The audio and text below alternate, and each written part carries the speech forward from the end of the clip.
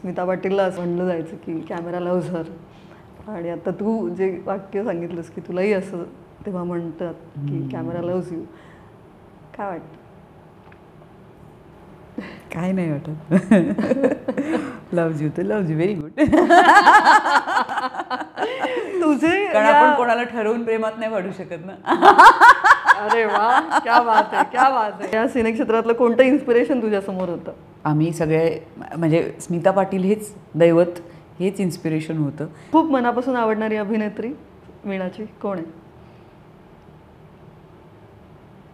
मला खूप जणी आवडतात. मला वहिदा रहमान फार आवडतात, रेखा जी, स्मिता मॅडम, शबाना आझमी,